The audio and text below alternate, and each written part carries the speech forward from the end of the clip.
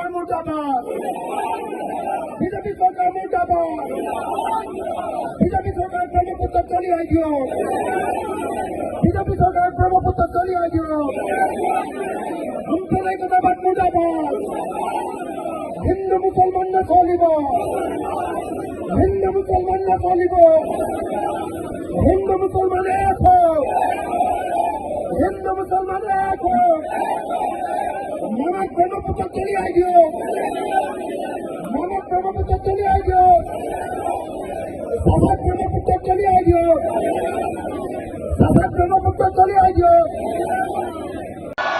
হয়নে নহয়?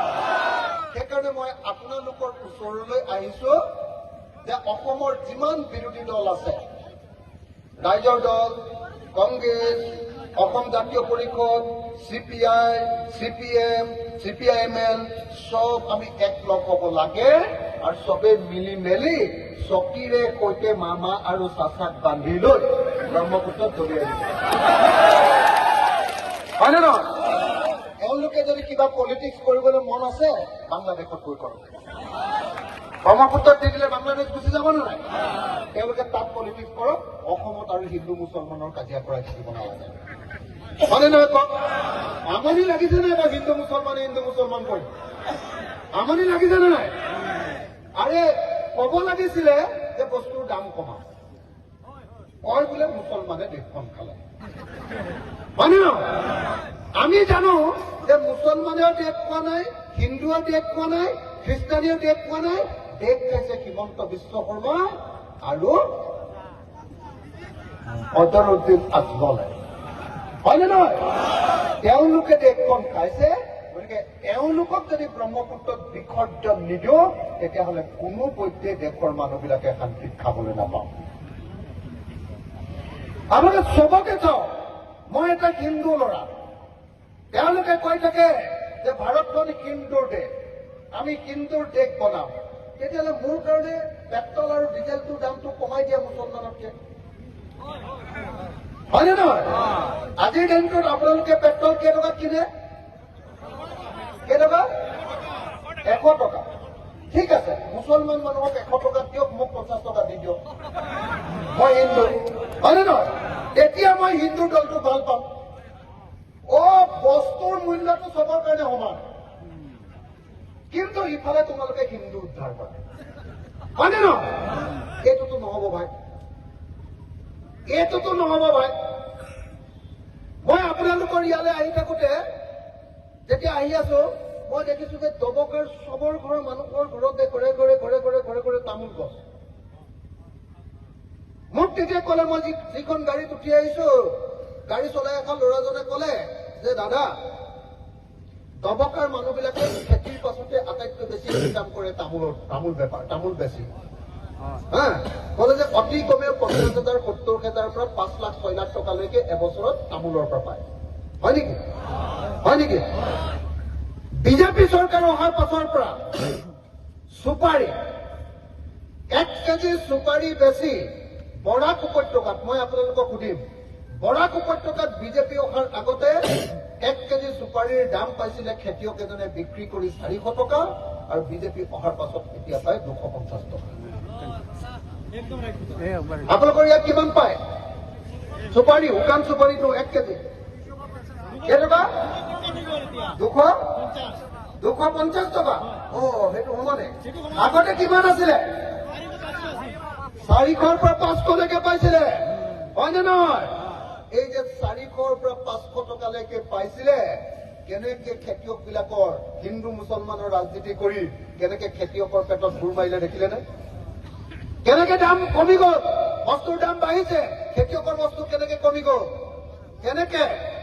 কাৰণ আজিৰ দিনটোত হিমন্ত বিশ্ব শৰ্মা চৰকাৰে 1 কেজি চুপাৰীৰ পৰা 55 টকাতকে চিণ্ডিকেটৰ 2 নম্বৰী ধন তোলে।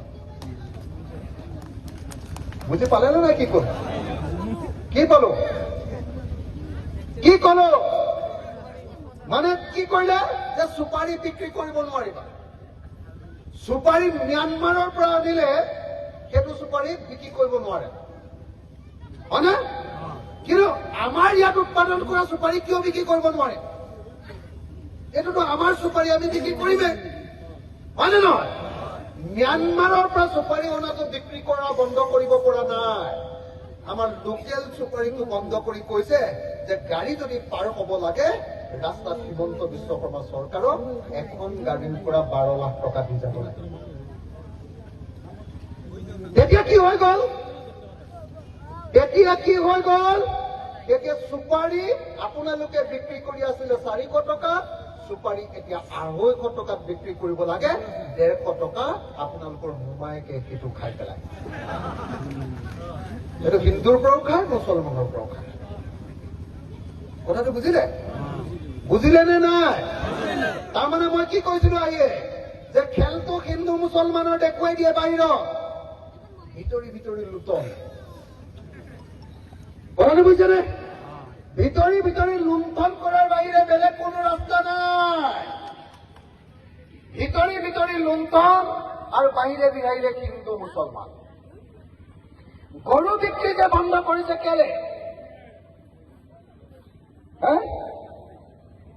মানুহে বাহিৰত ভাবি আছে যে অকল মুছলমানক ডিষ্টাৰ্ব কৰিবলৈ গৰু বিক্ৰী বন্ধ কৰিছে। আগতে এক যোৰা গৰু বিক্ৰী কৰি যদি 55,000 টকা পাইছিলে মাজুলীৰ মানুহে, ধেমাজিৰ মানুহে, লখিমপুৰৰ মানুহে, শদিয়াৰ মানুহে, ডিব্ৰুগড়ৰ মানুহে, এক খাল গৰু বিক্ৰী কৰি যদি 55,000 পাইছিলে, এতিয়া সেই খাল গৰুত 35,000 টকা পায়। কিন্তু গৰু মাংসৰ দাম কমিছে নেকি? কিমান বাঢ়িলে? আগতে 100 টকা আছিলে, মোমাই দিনত কেইটকা হ'ল? 400 টকা, 500 টকা। কিমান বাঢ়ি গ'ল? 400 টকা মোমাইৰ দিনত গৰু মাংসৰ দাম বাঢ়িলে। মোমায়ে গৰু মাংস নাখায়, কিন্তু গৰু মাংসৰ পৰা পইচা খায়। কথাটো বুজিছেনে নাই? বুজি পাইছেনে নাই? চব বেপাৰ। মুছলমানৰ বিৰুদ্ধে এটা কথা কলে মানে 100 কোটি আহিব। কিহৰ পৰা আহিলে? চুপাৰীৰ পৰা, গৰুৰ পৰা। হয়নে নহয়? গৰু ঠিকেই বাংলাদেশলৈ গৈ আছে।